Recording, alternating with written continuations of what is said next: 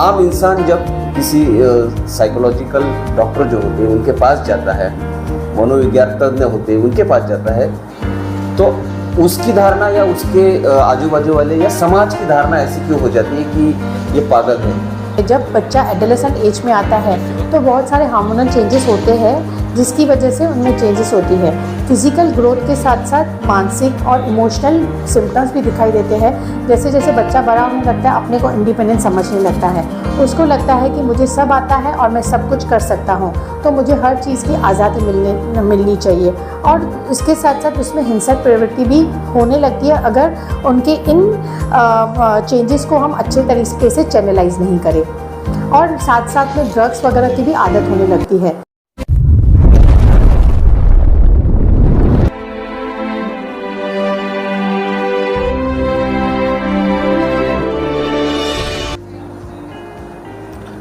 नमस्कार, मैं हूं प्रफुल्ल केदारे और आप देख रहे हैं आकाश गाथा। जी हाँ दोस्तों, रोज़मर्रा की ज़िंदगी में हम देखते हैं कि कहीं ना कहीं हर एक इंसान जो होता है वो सुकून और शांति की खोज में रहता है।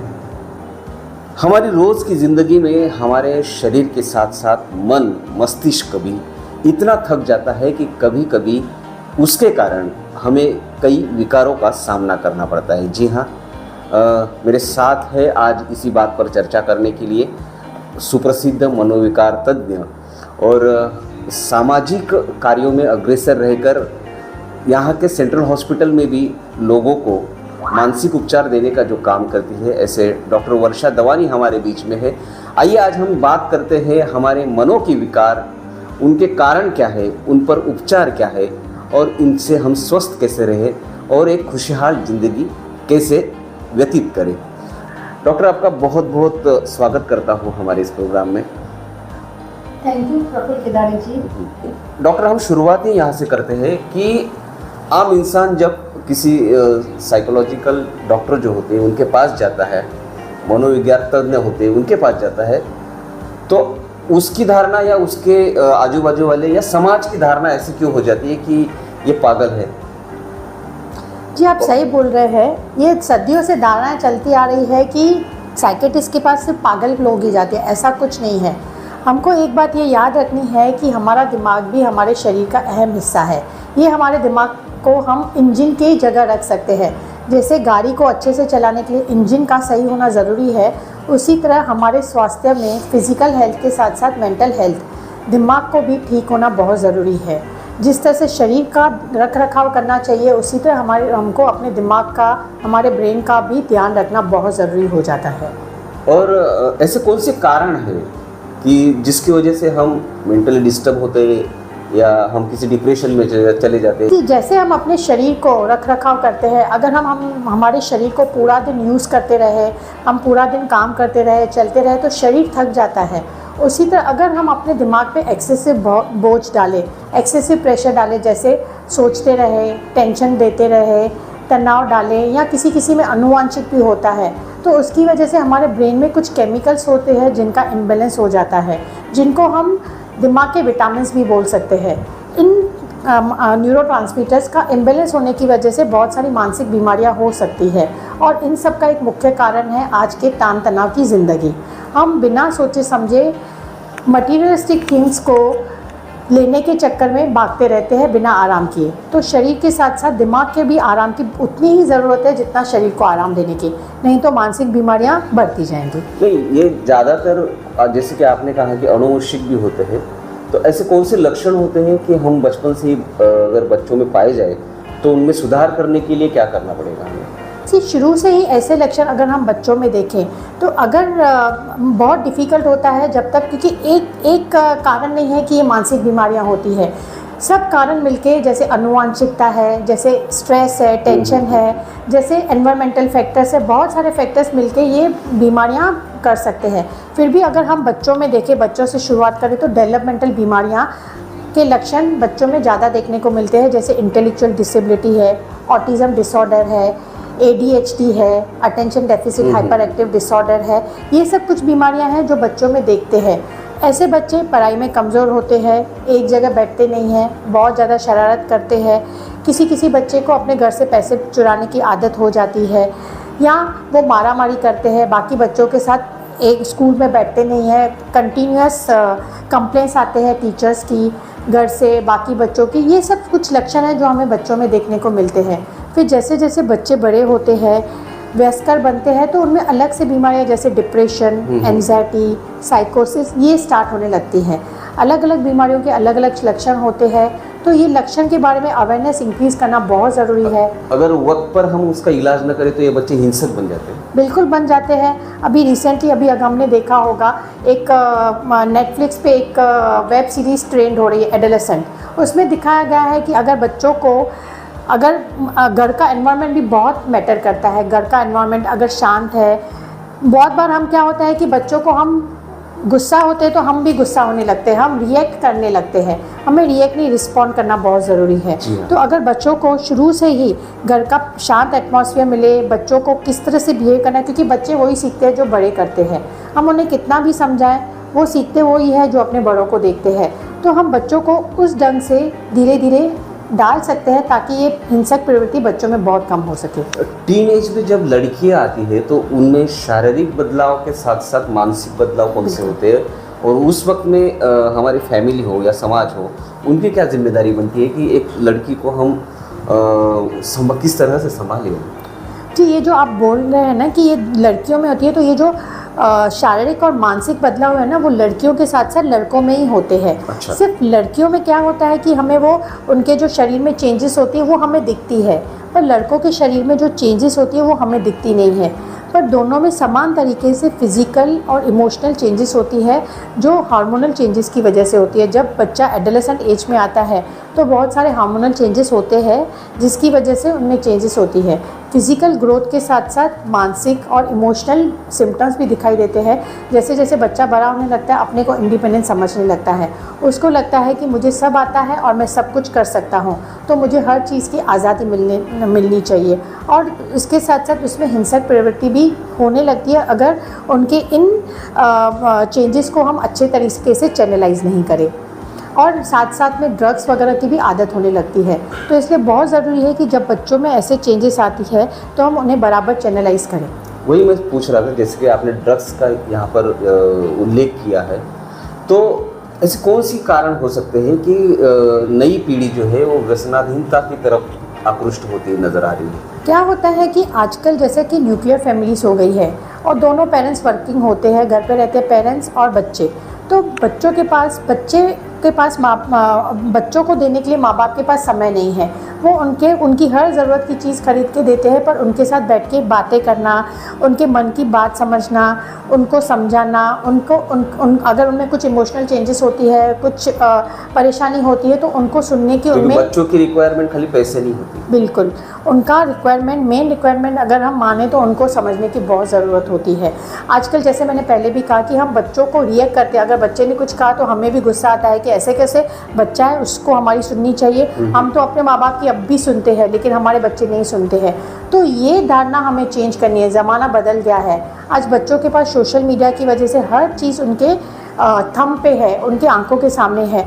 तो सबसे पहले हमें अपने बच्चों को समझने की ज़रूरत है। संवाद होना उनके साथ बहुत ज़रूरी है। अगर हम बच्चों को उतना प्रोत्साहित करते हैं कि वो अपने मन की हर बात बताए, तो वो बाहर की बजाय हमारे साथ कंफर्टेबल हो गए और उनकी मन की बातों को समझ के हम उनकी बहुत सारी ये साइकोलॉजिकल प्रॉब्लम्स और ड्रग एडिक्शन को प्रिवेंट कर सकते हैं। जैसे कि आप अभी शासकीय मध्यवर्ती रुग्णालय है, उससे भी कनेक्टेड हो, कई सारी सामाजिक संस्थाओं के साथ काम करते हो, तो आपके क्या अनुभव आते हैं कि ऐसे कौन से कैटेगरी के बच्चे जो है आपके संपर्क में आते हैं, और समाज या सरकार उन्हें सुधारने के लिए कौन से स्टेप उठा रहा है? देखिए, अभी इंडिया में भी बहुत मेजर तरीके से district mental health program start हो गए हैं, जहाँ पे हर डिस्ट्रिक्ट, हर हॉस्पिटल में साइकेट्री ओपीडीज होते हैं, मेंटल हेल्थ कैंप्स हो रहे हैं, मेंटल अवेयरनेस के लिए लोगों में साइकोलॉजिकल प्रॉब्लम्स के लिए जागृति फैलाने के लिए बहुत सारे कैंप्स हो रहे हैं। सोशल मीडिया पे भी बहुत आता है, तो गवर्नमेंट तो बहुत स्टेप्स ले रही है। सिर्फ ज़रूरत ये है कि हम भी छोटे छोटे स्टेप्स लेके समाज में हमारे साथ साथ, जैसे हम फिज़िकल हेल्थ के लिए, टीबी के लिए, लेप्रेसी के लिए कैंप्स करते हैं, उसी तरह ज़रूरी है कि हम पहले अपने मन में धारणाएं बदलें। बहुत बार हमारे मन में भी धारणाएं रहती है कि अगर हम ऐसे कैसे हम किसी को अपने फैमिली में साइकेट्रिक ट्रीटमेंट स्टार्ट करने से पहले बहुत बार सोचते हैं। तो हाँ, पहले हमें अपने लोग क्या कहेंगे। हाँ, तो पहले हमें अपने मन की धारणा बदलनी है। उसी तरह जैसे हम लोग ने पोलियो को इरेडिकेट किया है, टीबी को कंट्रोल किया है, ये मेंटल हेल्थ इश्यूज़ को भी हम बहुत हद तक कंट्रोल कर सकते हैं। कई सारे ऐसे लोग होते हैं जो वैफल्यग्रस्त होते हैं या निराश होकर एक स्टेज तक पहुंच जाते हैं कि वो रस्सी को भी सांप समझने लगते हैं, या अपने आप को किसी कमरे में घंटों बंद करके रखते हैं, या शॉवर के नीचे घंटों बैठे रहते हैं। तो ये ऐसी कौन सी बीमारियां होती है या कौन से ऐसे इनबैलेंस होते हैं केमिकल के कि इनको सामना करना पड़ता है ऐसी चीज़ों का। जो जिस बीमारी की आप बात कर रहे हैं ना, उसको हम साइकोसिस बोलते हैं मेडिकल टर्मिनोलॉजी में। साइकोसिस या स्किज़ोफ्रेनिया, ये 1% of the population, whole world में 1% पॉपुलेशन को इफेक्ट करती है। और इसका मेन कारण है जेनेटिक, अनुवांछित या स्ट्रेस। ये 2 कारण है जिसकी वजह से ये बीमारी हो सकती है। और इस बीमारी में लोगों को बास होते हैं, इनको लगता है लोग उनके बारे में बातें कर रहे हैं, उनको कानों में आवाज़ें सुनाई देती है, अपने आप को इनसिक्योर फील करते हो, अकेले बैठ के बातें करते हैं क्योंकि ये इस दुनिया में होते ही नहीं है। अच्छा। उनको लोग दिखते हैं, उनको लगता है कोई उनके ऊपर कैमरा के थ्रू वॉच कर रहा है, किसी से बात नहीं करते हैं। जैसे आपने बताया, अपने आप को कमरे में बंद कर देते हैं। फिर कुछ लोग उग्र हो जाते हैं, गाली गलौज करते हैं, मारामारी करते हैं, अपने को नुकसान पहुंचाने की कोशिश करते हैं। कुछ लोग घंटों रूम में बैठे रहते हैं, खाना पीना छोड़ देते हैं, अपनी साफ़ सफाई छोड़ देते हैं। तो इस बीमारी को आइडेंटिफाई करके ट्रीटमेंट करना बहुत ज़रूरी है। बहुत बार ऐसा होता है कि हमारे आजू बाजू के लोग आके बोलते हैं कि हमें जानबूझ के तंग किया जा रहा है, हमें जानबूझ के परेशान किया जा रहा है, काम की जगह पे हमें टारगेट किया जा रहा है। तो अगर हम थोड़ा सा उनकी तरफ ध्यान दें तो काफ़ी बार हम लोग ये सोच के कि नहीं, क्या तुम ऐसा ये मत सोचो, तुम्हारी ये गलत धारणा है, ऐसा कुछ नहीं है। उसकी जगह अगर हम उसकी बीमारी की तह तक जाए, अगर हम उनसे अच्छे से सिम्टम्स ले, तो ये स्किज़ोफ्रेनिया नाम की बीमारी हो सकती है। प्रोत्साहित करना ज़रूरी होता है, उनका ट्रीटमेंट करना बहुत ज़रूरी होता है।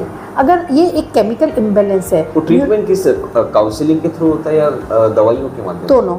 पहले तो दवाएं, जैसे मैंने बताया कि न्यूरोट्रांसमीटर्स रहते हैं हमारे ब्रेन में, कुछ केमिकल्स उनके इम्बैलेंस की वजह से होता है। तो जिस तरह से ब्लड प्रेशर को ठीक करने के लिए ब्लड प्रेशर की दवाइयाँ देनी बहुत ज़रूरी है, डायबिटीज़, शुगर को ठीक करने के लिए डायबिटीज़ की दवाइयाँ बहुत ज़रूरी है, उसी तरह ये केमिकल बैलेंस को ठीक करने के लिए दवाइयाँ बहुत ज़रूरी है।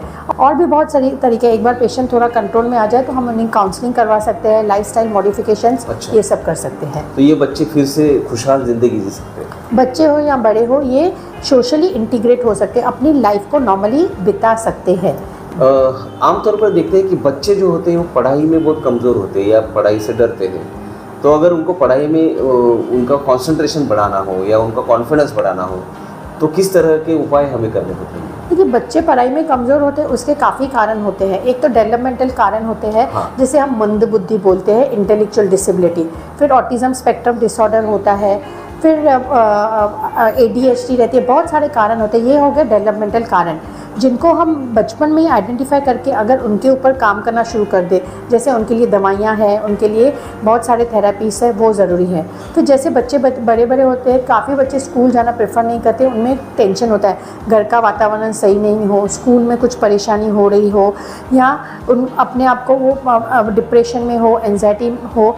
इन्हीं कारणों की वजह से भी बच्चों की मानसिक स्थिति पे फ़र्क पड़ता है और बच्चे स्कूल में एक्सेल नहीं कर पाते हैं। तो पहले प्रॉपर डायग्नोसिस करना ज़रूरी है कि डेवलपमेंटल प्रॉब्लम्स है या साइकोलॉजिकल प्रॉब्लम्स है। और ऐसे बच्चों को काउंसलर की हेल्प के साथ साथ घर वालों की हेल्प भी बहुत ज़रूरी रहती है। काउंसलिंग ऐसे बच्चों को बहुत मदद कर सकती है। ऐसे कौन सी कमियां है यहाँ के प्रशासन हो, यहाँ का सिस्टम हो, कि जिसकी वजह से आज तक हम लोगों ने देखा है कि हर बीमारियों के लिए अच्छे अच्छे, जैसे कि आपने कहा कि कैंप्स होते हैं या अच्छे स्टेप उठाए जाते हैं, इस बीमारी को लेके इतनी जन जागृति हुई नहीं है क्या? पहले से बहुत अच्छा है। एक ज़माने में तो लोगों को बिल्कुल मालूम नहीं था, पर जन जागृति अभी धीरे धीरे हो रही है। पर जिस स्तर पे होनी चाहिए, जितनी होनी चाहिए, उतनी नहीं हो रही है। धीरे धीरे हमें इस बात को इंक्रीज़ करना है, बहुत सारे मेंटल अवेयरनेस कैंप करने हैं, सोशल मीडिया पे बताना है कि गवर्नमेंट ने तो district mental health program start किए सब जगह, लेकिन इसके लिए सब बहुत ज़रूरी कि हम सब साथ में आएँ। इसके लिए जो भी सोशल ऑर्गेनाइजेशंस है, NGOs है, या ऐसे इंडिविजुअल, हम व्यक्तिगत तरीके से भी इन छोटी छोटी बातों पे काम कर सकते हैं। सब लोग फिज़िकल हेल्थ पे काम करते हैं।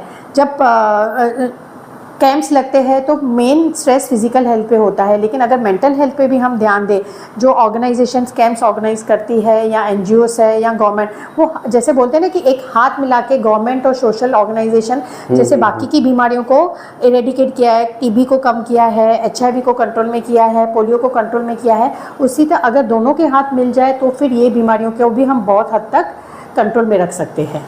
किसी भी बीमारी हो या किसी भी व्यवस्था को बदलना हो तो केवल सरकार के ऊपर निर्भर होकर चलना कोई अच्छी बात नहीं है। इसमें जितनी सामाजिक संस्थाएं हैं या सामाजिक कार्यकर्ता है या आम अवाम है, इनकी भी ये जिम्मेदारी बनती है कि ऐसे उपक्रमों में शामिल हो, इसके बारे में लोगों तक जाकर जनजागृति फैलाए। और अगर हमारे आसपास ऐसे कुछ आपको शख्स है जो नज़र आते हैं कि ऐसी बीमारियों से वो प्रताड़ित है, तो उनको आप सेंट्रल हॉस्पिटल हो या अच्छे डॉक्टर हो या डॉक्टर वर्षा दवानी जैसे अच्छे मानसोपचार तज्ञ हो, उन तक लाकर पहुंचाना और उन्हें काउंसलिंग के माध्यम से हो, दवाइयों के माध्यम से हो, बाहर निकालना और एक सामाजिक स्तर पर फिर एक खुशहाल ज़िंदगी दिलाना, यही मानवता धर्म रहेगा। और मैं आपका बहुत बहुत शुक्रिया अदा करता हूँ कि आपने बहुत अच्छे विचार यहाँ पर रखे जो समाज के हित के लिए काम आएंगे। धन्यवाद। धन्यवाद प्रफुल्ल जी।